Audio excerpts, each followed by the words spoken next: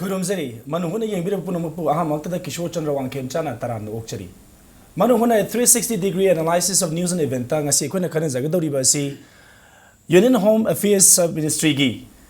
Internet Security Gi Secretary Asok Prashadna, Nasi Chuchampu the La Amlaga, Chuchampugi, Pibam Yang Silamba, Aduga, Mari Ledina.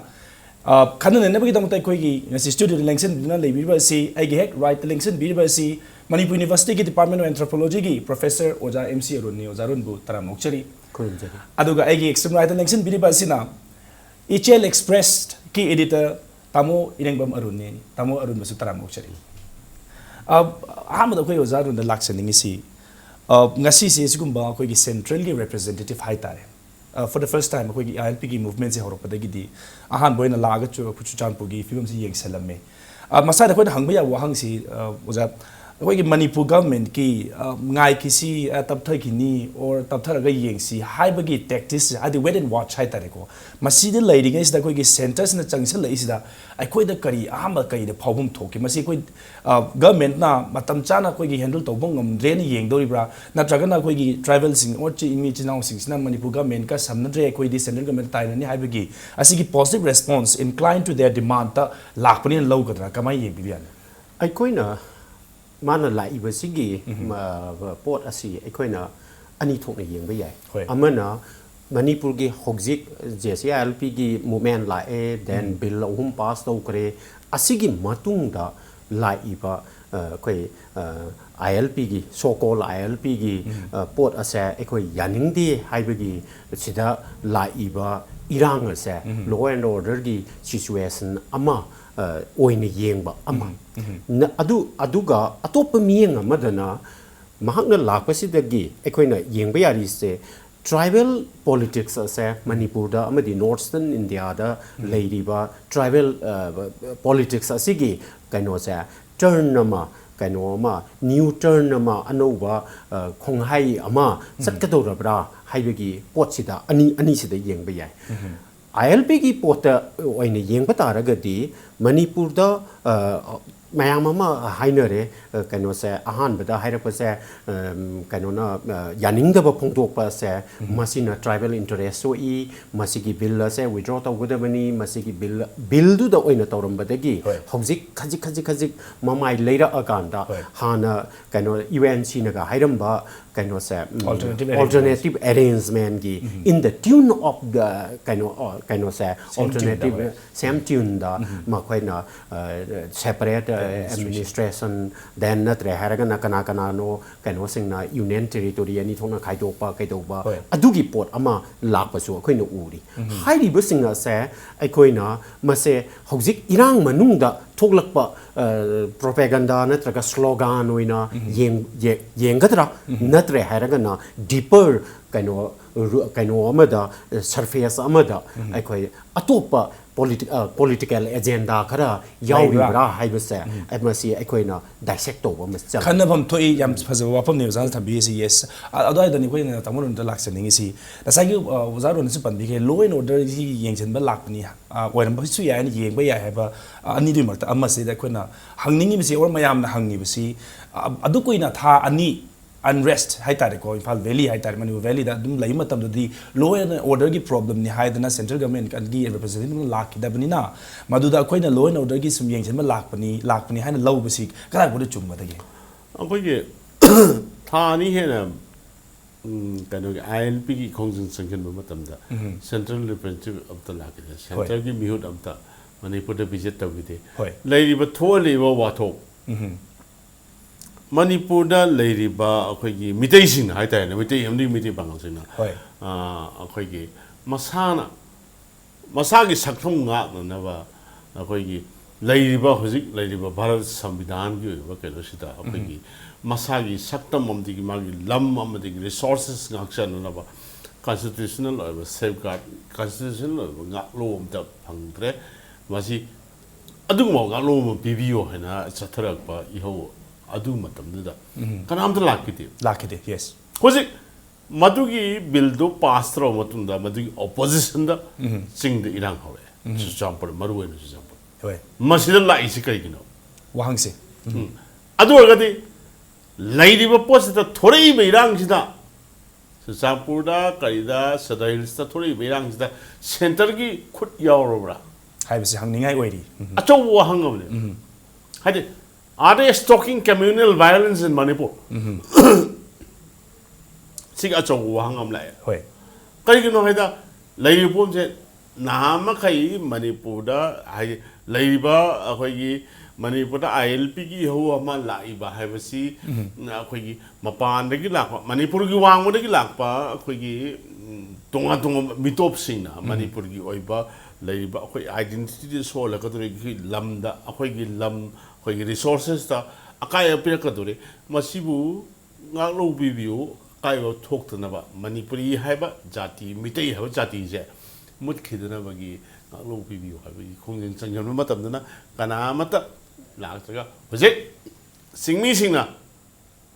Pre concept ꯅꯣꯁꯟ ꯑꯃꯗ ꯇꯣꯉꯥꯟꯕ ꯃꯈꯣꯏꯒꯤ ꯑꯣꯏꯕ ꯀꯩꯅꯣ ꯁꯤꯒꯤ bill ꯑꯍꯨꯝꯁꯤꯅ ꯃꯈꯣꯏꯗ ꯁꯣꯟꯕ ꯌꯥꯏ ꯍꯥꯏꯕꯒꯤ ꯁꯣꯟꯒꯗ꯭ꯔꯥ ꯁꯣꯜꯂꯣꯏꯗ꯭ꯔꯥ ꯍꯥꯏꯕꯗꯤ ꯈꯪꯗ꯭ꯔꯤ ꯁꯣꯟꯕ ꯌꯥꯏ ꯍꯥꯏꯕꯒꯤ ꯄ꯭ꯔꯤꯖꯝꯁꯟ ꯑꯃꯗ ꯊꯥꯖꯕ ꯑꯃꯗ ꯏꯔꯥꯡ ꯍꯧꯔꯀꯥꯟꯗ ꯃꯈꯣꯏ ꯂꯥꯛꯏꯁꯤ ꯀꯩꯒꯤꯅꯣ ꯁꯤꯅ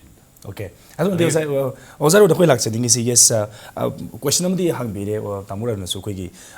ꯑꯗꯨꯒꯨꯝꯕ ꯊꯥ ꯑꯅꯤꯒꯤ ꯃꯇꯝꯗꯨꯗꯤ ꯂꯥꯛꯈꯤꯗ꯭ꯔꯒ ꯂꯣ ꯑꯦꯟ ꯑꯣꯔꯗꯔꯒꯤ ꯏꯁꯨꯅꯦꯅ ꯂꯥꯛꯈꯤꯗ꯭ꯔꯒ ꯍꯧꯖꯤꯛ ꯂꯥꯛꯏꯁꯤꯅꯗꯤ ꯉꯁꯥꯏꯒꯤ ꯑꯗꯨꯒꯨꯝꯕ ꯀꯝꯃꯨꯅꯦꯜ ꯀꯩꯒꯨꯝꯕ ꯑꯃ ꯁꯥꯒꯠꯄ ꯌꯥꯅꯅꯕꯒꯤ ꯑꯣꯔ ꯃꯅꯤꯄꯨꯔꯁꯦ ꯗꯤꯁꯇꯦꯕꯤꯂꯥꯏꯁ ꯇꯧꯕ ꯌꯥꯅꯅꯕꯒꯤ ꯑꯩꯈꯣꯏꯒꯤ ꯄ꯭ꯔꯣꯄꯦꯒꯦꯟꯗꯥ ꯑꯦꯟ ꯄꯣꯂꯤꯁꯤ ꯑꯃ ꯆꯠꯊꯔꯕ꯭ꯔꯥ ꯍꯥꯏꯕ ꯋꯥꯍꯪꯁꯤꯃ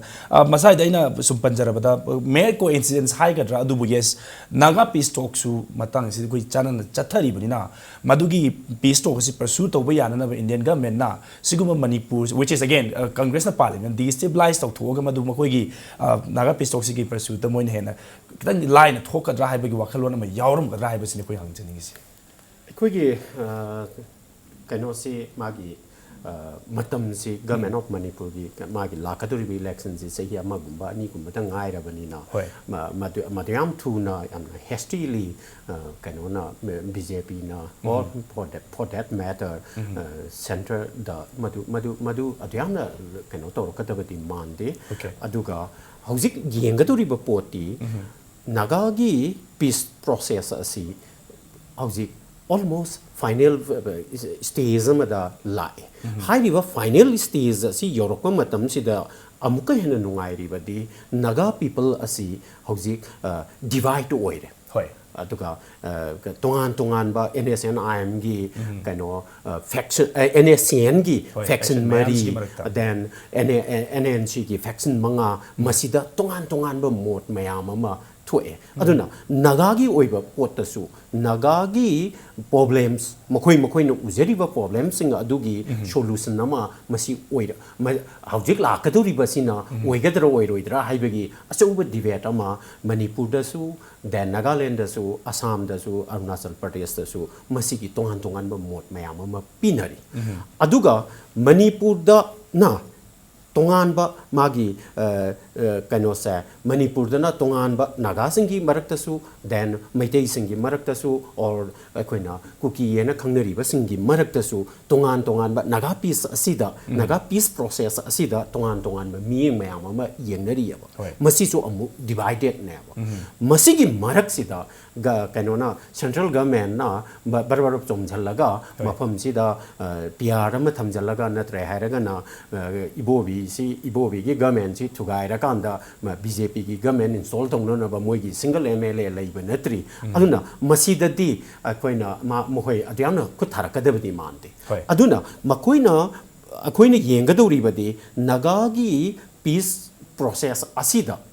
makoina kari kano government of manipur government of Indiana manipur gi oiba da Nagaland gi oiba da Assam gi amade Arunachal Pradesh gi oibada kari makoina package natraga kari political arrangement tawrakadage haibasa hojikti kanamta na mase haidokri amade madu lotna di thammi makoina even kano August 3 gi agreement asi bhauba mayamda openly public domain ta thamdri adubu ekoina bhamna sabada makoina pibi aba potse natraga piningi ba potse natragana NSN IM na sibu phangade khoi matam khara sor hon ge haiba kari lege haiba sida bhamna saba matam da manipur gi context ta kari oibe yabage madugi pot adu dani aikoina kuki natragana atay purup macha sing including maitei amadi maitei pangan gi pot ase kari oirakpa yabagi haibagi potu dane akoina bahapna sagatnari base aduna hojik leiriba chingi irang ase shupna dagi ILP gi leiriba bill ahum sa masi aikoi pamde natraga masina tribal interest sokani adu arboidi sokadori to kadai dano semdo pa yabra yadabra withdraw tawgadra tawroidra hibasa makoina phongdorakpatugi makha pole sumna dagi tribal interest so I haiba kaptana tab adu sokadori se kaidano si oiragadi yani haidana lakpa ama natre haragana naga peace process ase masi loidri fawba kadai dano irang ama thohalla kanda akoina uriba June 19 gi uprising ato madu repeat tawraktana ba counter kaino political force ama kaino sagatna thamna bagi pot ne haidana yengbasu yai tamo nunggu matang laksa dingi si yes asagi Senegal men anzi mi my representative thabri thar e lairi ba hojiki tamam sum chingi hoigi mukna ba hai tare amon mukna ba maksu hai bi ade yana da ba chasina da ba lairi matang se sida hoi India se federalism chatpani adwa bi state ki role leijarim ni ado matang se da koi center na tawba ya ba role se kari di leigani akhoi mi singam sung tam Manipur da singam sung tam ani ki divide ma fa kam leina re habisi khoi lom accept taw ta khoi lom yam ina ta ma ja leitri akhoi singmi taminu khinari singburoi tamburoi adu ada kana hairaga pangai hairaga taw ya ba divide ba yang sang lai masi divide da we say fak lai we British ki matam dagi lak patung matung ina masida British sakhraba matung su masigi divide and rule ki policy je moji hogdanga makha chathari haibagi praman ni haitare maktra khudam ni haitare akhoi ki leiba bose masida akhoi khaibo ta na ba akhoi singda naga kuki ge yana handa ba adagi naga maitai ge yana handa ba kuki maitai ge yana handa ba maitai ge pangal ge yana handa ba gi kanoma lei sum kioz ma lerega akhoi yana da ba gi pot ama lehen ba se kana gi interest no akhoi yong tan yen ba gi bhap ne ba tan yen ga ba yong na aduna sum akhoi moi se akhoi masen khana lerega mokhoi do no wayen bi na ba lak tui ne wayen bi akhoi masen khana re noi na wayen bi ro na akhoi ge khud da bo to lak ne adu ta na sili jala phimum se adom taw da lak ko pot na mani ada lairi ba phimum sida akhoi gi marakta khanda ba wat ba hai tare okay khanda ba wa akhoi isa se satrang gi bo ne roi mu ne ba naga su kuki su maitai su akhoi je satrang gi pu mamam ni haina khanjai masana sendana khalmaduna mani akhoi isana akhoi je individual akhoi kanglop sigi oiba interest ta work to bada Manipur ki interest ta work to bada akhoi ahum si coexist to mina akhoi punna hingmina ba madi punna work to mina punna wakan khalmina ba anu Manipur amagi the idea called Manipur masigi Manipur haiba idea sigi da work to mina ba daka le habisi kauthoga masa gi vested interest loino work to na bagi pose maximum ne ba bar sakar pamis okay adugi pose da dum chatharak tan lei ba sina mara moraga Manipur da wani kanu ki ba pose dum thoning pot ne bar sakar ada dai ba poti nagada ojik lai nagada ojik lai ba nagagi oiba isu ama khoigi inisena amgi Nagaland da leiba picture na mani tungan mani hoje Manipur gi lakpa naga noi tungan noi future ama teacher ro Nagaland gi wang da haiba gi pot ama la masidai da mo khopsen na honari besina khoi cookie sing tumina leiba matamama da cookie mayama akhoi nagagi magi oiba nagagi supremacy chingi lamda makoi gi lam sing asi nakai singna hamna matamam di nagagi khulama cookie khulama nagai ku khulama cookie khulama lona na le mi ne ba akhoi gi lei mi ba posida masi akhoi gi nagaku ki irangda cookie khulma am oi na takthok laga hoji kadai da concentrate tore kuki population se Kangkupi Central Hills area za concentrate tore Chuchampur concentrate tore More da concentrate tore si concentrate tore matung da la iba poti akoi gi aji kanana sanari gi si la iba post the friction se nagaga kuki ga tawro hundu paite kuki ga tawna re okay lai iba posi akoi masen khona dana sum lehelaga kunja logen advantage law hi bi ada la iba posi da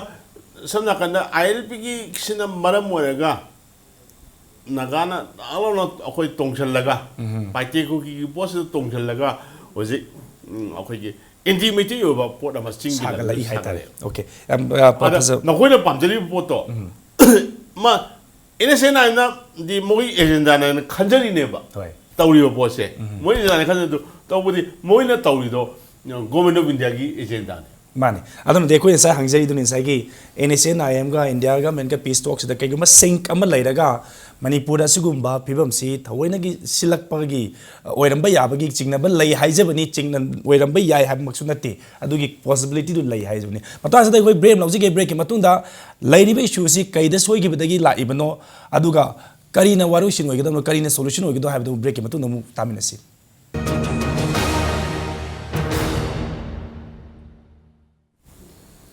break matunda Manung Hutna yengbe purung pu amuka na taram nokcheri mana koi uzaro da koi lakse dingi si yes tamuran su panbi re there is a division akoi di masdi clear cut ure koi lo lo gumsi haiba wapom di thabi re ada koi na hangje dingi si masigi division si is it the division kai gumba agenda ama dagi kana gon vested interest karana masi sillaga thon gi bra natraga masi amona taisna ba the war da ba koi gi adugumba nak pak ta na ba adugum pam du yawra bra haiba ni koi jang ka dingi sa akoi na Hojik Ladiba Hill Valley Divide and Heidi see Adriana Manung Sangna Kaiba put nati and still Tazazari. Masidi middle class ki Mado tribal middle class ki Amadi Meti middle class ki Marakta Lainava Potona Ui Aduka Matuta political loiba Port Masa ethnic color mayamama hapsin bagi kanone na ai uze maram di ching the lady ba mi tam the lady ba mi pat the lady ba mi dagi river kanoda bank the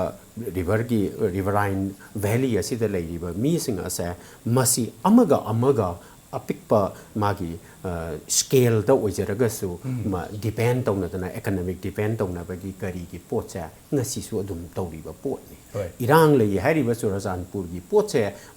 Surazanpur da thokpa potchi tampak te yoroktradi natraga tampak te thokpa potche Surazanpur da yoroktraga di potche di matha sanaga da ba pot mayam ama madu gi kaino sa hobjik su dum karai dano atopa route mayam ama da la pa madu dum thinaba pot ni Ladiba hojik la iba poti aikoina dis kaino si che kudamoina ILP gi movement asi sagat pa matamda aikoida ayamba matamda aikoina explain tawkri pa se aikoina kari gi damakta inner line permit ama kaidu mathau tari bano haiba matam sida aikoina pikriba explanation singa se ayamba matamda tampak sida hena mi masing hena yangkhalakpa dagi mafam asida leiriba labuk singkari singa se tapna mangsalakpa yaba duga mi masing yangkhalakpa sina aikoya se haibadi demographic kaino se pressure se demographic ki picture amadi demographic ki reality duda ngakta aikoina focus to krebo aikoina yengadori di tampak tabu mapandagi la iba mi singa sa tampak ta leigera chingda leigera lainingba jaga amada leisalakpa matamda kaiga dori ba magi akoi gi Manipur gi political economy duda honga kadori ba poching ase masi valley the lady ba mi sing dagi di masigi political economy asigi pressures ya sing the lady ba kaino shifting cultivation tawraga lady ba even terrace cultivation tawri ba jaga se masi the lady ba mi mafam aduda mi kundaru dragasu tampak the lady na su laura se ba mapandai la iba mi singa se masi ꯄꯩꯁꯜꯂꯒ ꯂꯩꯕ ꯃꯇꯝꯗ ꯃꯗꯨꯒꯤ ꯑꯦꯟꯇꯤꯌꯔ ꯀꯩꯅꯣꯗꯣ political economy ꯑꯗꯨꯒꯤ ꯃꯗꯨꯒꯤ effect ꯑꯗꯨꯗꯤ ꯆꯤꯡꯗꯅ ꯍꯦꯟꯅ ꯁꯥꯊꯤꯅ ꯁꯣꯛꯀꯅꯤ ꯍꯥꯏꯕꯁꯤꯃꯗꯤ ꯃꯗꯨꯒꯤ ꯑꯦꯛꯁꯄ꯭ꯂꯦꯅꯦꯁꯟꯁꯤꯃ ꯑꯩꯈꯣꯏ ꯄꯤꯍꯧꯗꯦꯕ Okay. aduna kamai togeda leiri sidi tampakta leiriba labuk ase mapandai lakwe min logi gadore aduna ILP ase manipur de hata demand tawre in the interest of the valley people haibarom da oina satkare hojik train la akandadi train sil thungara kandadi kamai togeda train laktringai da phawba manipur gi gaino se mapandai lakwa mi masing se asum se hitara tara khudingi hengala i aduga gaino se train la akandadi khanghen hengala kadorim ne matam sida mapandagi la iba capital aduga labor su yauna lakwa matam dadi manipur gi economy da manipur gi political economy da achouba makhan gi ahongba ma lakadorim ni achouba makhan gi pressure ma lakadorim ne ba hairiba sa labuk leiba aduga hena kaino valley gi kaino chida sahi lisingani sagalakliba magi economy adu dagi di aikoina chingda pam yaliba then forest produce the depend tawraga leiriba mi singjine hena sokadoriba ne sigi entire achouba political economy gi scenario sa aikoina ILP gi matam sida utkidre samna aikoi sa ma pandai lakwe mina aikoi se lahat kidore tripura da tiperi mutpadona haidana demographic no ma da dang sakhibadang tawna aduna su hariba mokoi gi apprehension si lakpadagi bill sigi mayokta lakpa oigani haiba ni ozana thambiri se ana tamon koi laksaningi si yes marama modi pibire asigumba ki pibam sina su sagi against the bill si oirakpani haidana atopam da masida koi gi chingmi sing sina hairi si huzik kari hai tare koi gi ILP is a prelude to scheduled tribe demand adu the scheduled tribe phangha kanda koi gi leiriba saigi sakthung sing si equal share tok tam khoi hena lost oira kani amorom da koi maitei sing mu khalli sina kaino har kanda akoi na moi discriminate to wanted rather reverse discriminate oina saigi phanga do ba privilege mayam si moi loi loirabani na masi kano to si haibi wakhan si ani si da mukna raga ani se chana da na tawgi badagi makhoi apprehension lei sing si bo na koi gi hill people sina adu tamu gi mi ngi de se kamani yi asumasi moina haisi kadai boda kadai boda yengbe bya prelude natte taseng mane singmi singna khalli singmi sing khalli se ILP gi marumda mitai singna akhoi gi scheduled tribe on na bo honei habe akhoi wakai ngang ba akhoi gi khudong jaba pam khudong jaba je asam lambi da pam thabak ki khudong jaba khara promotion ki khudong jaba khara phangni habe gi da muta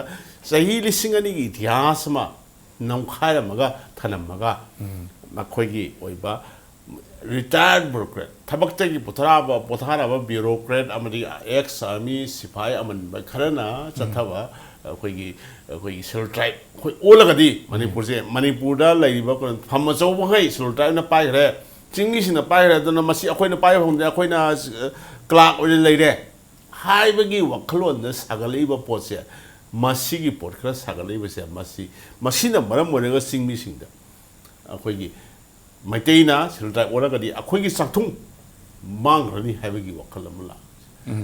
akhoi hariba elements sing tawse mayamadi yabna te leipak ni yabna te okay akhoi yade ai yaningde extremely I'm against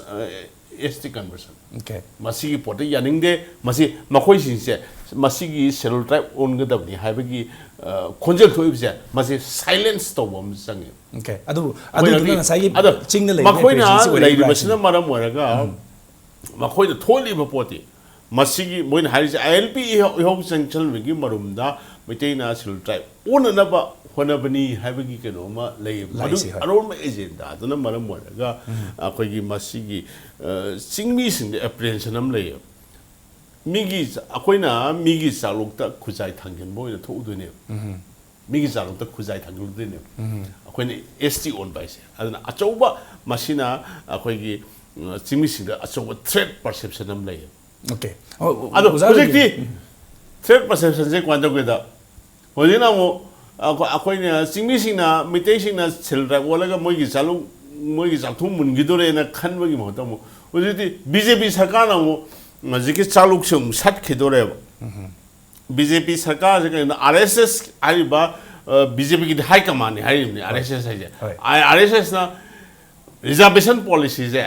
rethink तो बदम नहीं मसी review तो बदम नहीं मसी अमुक नौ से जो कहते हैं pollen लाया ओके अदना सिंगमी सिंगना शेड्यूल ट्राइब और बस सिंगमी सिंगना नौ नो वाकन खन बम मथों तारे ओजा रोगी करी कमेंट कोई ना इशू सी कहीं ने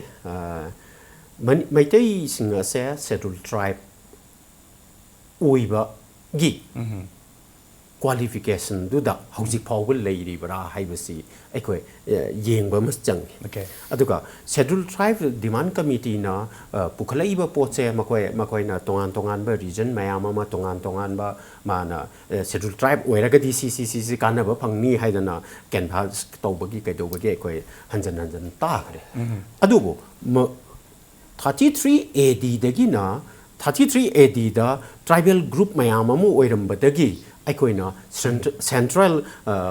कनो अमा स्टेट सिस्टम अमा पॉलिटिकल ऑर्गेनाइजेशन अमा सेम कांदा अखोइना ट्राइबल गी कनो सिदि अखोइ थादुओगा थममा बनी अदुदगी तपना लाक्वसिना अखोइ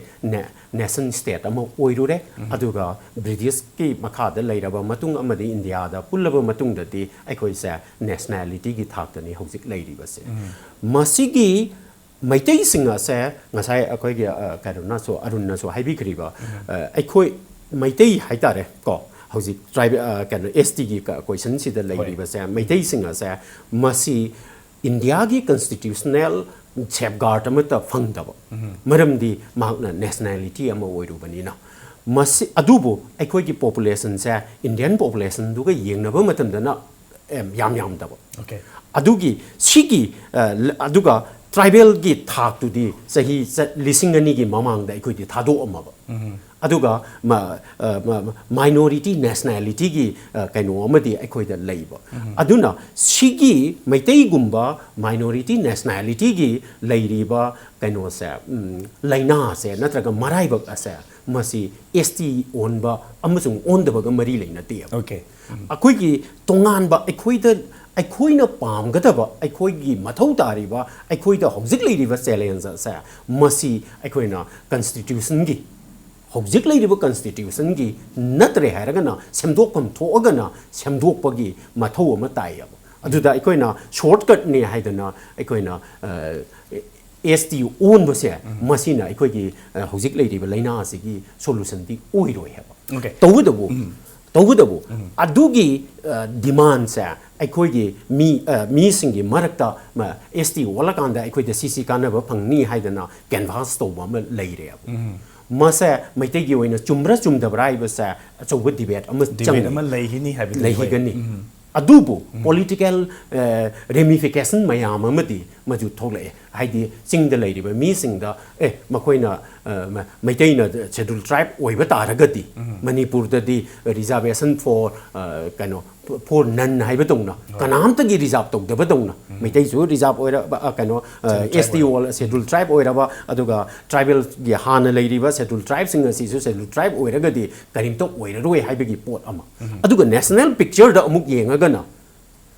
हौजिक लैरिबा मैतै सिंग से OBC की स्टेटस दनी अदुगा मखोइना फंगिबा रिजर्वेशन से 27% ने अदुगा ट्राइबल गिना 7.5 ने SC गिना शेड्यूल कास्ट गिना 15% फंगी ने ओके सिगी 15% से थादो अकांदा अखोइना 7.5 च लाकद्रा नत्रगा OBC सिंग से मसी थादो अकांदा 7.5 च सतपसे असिंग कैलकुलेशन ला हाइबगी पोट अमसु लैये अचौबा कोगी डिबेट अमा दरकार लैरी हाइबा वाफम दनी जारो न थंबीसी एज फार एज कोगी सेल ट्राइब ता कन्वर्जन हाइबदि मोय रेस्टोरेशन ना हाइबु हाइ अदुन असु लाकपदि वहांगा चाउ लैना टेंटर ना उजानी दुगै अहमदा तामोर न थमजनी गिंगसी लामबा कोगी सेक्रेटरी अशोक प्रसाद नसु वाफम असि नेगोशिएट तौरगा हाइबदि माना स्टेट गवर्नमेंट का हाइना डायरेक्ट बदि पंद्रगसु बट अंडरस्टूड नि हाइतारे स्टेट गवर्नमेंट को वारी सानरगा लोइसन नौ हाइबा मदि हाइबिरमे मानसु बसाइदा कोइना तौगदबसि कइनो एज अ कइनो सिटीजन ऑफ मणिपुर मोइना हिल बोयरो प्लेन बोयरो अकोइन होजि तौबा यारे सि फ्यूचर दा और नाउ कोइ हाइयंग हसिदा तौबा यारे कोइ कइ मागी अकोइ अशोक प्रसाद के हाइबम तौबने स्टेट गवर्नमेंट के यासन नो होनो होइसे अदो लैरिबो पोति अकोइ จิงมีเสียงสุดคุยสุสานบุรีประชาชนคุยหายไอ้หายนิ่งอยู่เลยมวยในเซ็นเตอร์เดวันนู้มันก็พังตัวรีบเอาปวดเสียเซ็นเตอร์มักนะวันนี้เซ็นเตอร์มักนะมวยกี้หายบ้ามันนี่ปวดกี้ออโตนอมีฟังบ้าเด็กกี้อินเทอร์เน็ตตัววก็ปะหายตาลีบ้าเซ็นเตอร์มักนะวันนี้เซลล์ไตรป์โอ้ยบ้ากี้ขุดงจับเสียกังสลักไปอ่ะไปฟิล์มเรื่องอะไรบ้างมาคุยเอนิมีเสกนาโนมันนี่ปรากฏไม่ได้บาร์สกัดแล้วมวยขังมั่มสังเกตอันนั้นมาสิ่งที่จริงทรกันตัวนี้ว่าพอเสียมวยสัตว์ขี้ตัวนี้ว่ามวยสาลุกเสียมวยน่ะพังยิ่งไปสักทุ่งเสียสัตว์ขี้ไปอ่ะว่ากี่ฟิล์มหลากหลายเสียมาคุยน่ะไม่ได้เด็กขนาดว่าเขากี่มาทำสิซาริบละ Okay. What's our excited view? What should we do now? ไอ้คุยนะ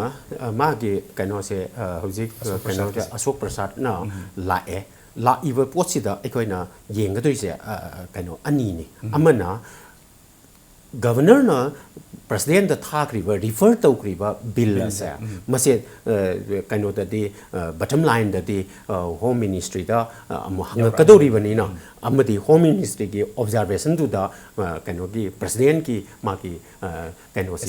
SNC ปีบมันส่งปีเดียวสิมาดูนะเรียบก็ตัวรีบเนี่ยอะดูก็ละอีเวอร์ปวดสิดาอโศกประสาทนั้นสิดาละก็กันว่าจอร์จานพูดสัตว์เลยกันแต่มันยังรีบปวดเสียไอ้หนูอุจจาระดี law and order ที่ปวดตัวมาแต่ยังนะกันว่าสกเซลเลยอะดูก็ไฮรีบกันว่าดูดา geographically อ่ะมันดี population wise ดากันยังนะ affect ตัวเราบางทีไฮไปกี่ปวดอ่ะมา then อัตโตปะอ่ะมันนะไฮรีบบิลเสียมาสิ pass ตัวเมื่อตั้มดานั่นแต่ก็ตกเดี๋ยวเมื่อตั้มดาการีโอ้ยเราไปยาบางทีไฮไปกี่ปวดสิเนี่ยบ่อะดูอะไรบ่ดีอโศกประกันว่านะอโศกนะยิงที่ไปยารีบเสียมณีปุระเลยรีบตรงงานไป interest แม่มเสียมารู้นะ 60% of the population อาศินะอูรีบมาคุยเดเลยรีบ interest อาศินะใครโน่อะดูก็ tribal สิ่งที่ interest นะใครโน่อามาดินันมณีปุรีสิ่งที่เลยรีบ interest เสียกันโน่ให้ไปกี่ comprehensive picture อามาดีมาสิไอ้คนนะอูหันขีบมาจังยี่ให้ในขั้นใจอันนั้นนะหกสิบหลายอีกปวดตีไอ้คุยนะว่าใกล้งางแบบตะกี้กันว่าเสียนักเลยแล้วก็ไอ้คุยนะตาบันนุ่งไงแบบตั้งปักตาบันนุ่งไงแบบว่าฮีเสียไอ้คุยกี่ politician สิ่งนะตะกี้ social leader สิ่งนะ political leader สิ่งนะให้ไปกี่มาหุดต่อ real issue เสียก็ได้เดเลยแบบกี้ก็ได้อะดูก็ไอ้คุยเดเลยดีว่า interest เสียมาสิไอ้เงี้ยใส่ให้จะกี่ไปดูนี่ดูยังนะแต่น้ำปักตันนะแบบกี้ปวดนั่นดีมาสิดีไอ้คุยแต่ฉันนะไม่อยากก็ได้ว่าปวดนี่คุณได้มวยนะเอ็นเอเซนไอ้ยังก็ government of India ก็น้องไม่จะฮิตราเทรดกับเนื้อมันก็จะฮิตราอินปันจังนะพิสโตกตัววิญญาณวันนี้นะไอ้คุยสิแต่กับเขากับเนื้อดีไอ้ตัวดีพิสโตกเสียฟังจะตัววิญญาณกันนี่ไงYeah, so what from the wiki, lady situation is that the only solution will be wiki. 파민나라가 간 타민나라가 밥 타민나라가 아소이소이다 저 까다이다나 하도 티도미나라가 아마 또 이버기 와칼론다 분셀라가 와리 사나시 하이바 와펌지니 오자니 타미지 야몽아지니 타모로 남디 오자로 나나시 랭신 벨도 나만 호나기 તરમસી 봉봉 판비 담다 임팩티비 마이케디 오자니부 아무카나 쿠름자리 로로나 옌비르바 포노 막타기수 nga시 기원아디 까나나비 아탁니지 다가처리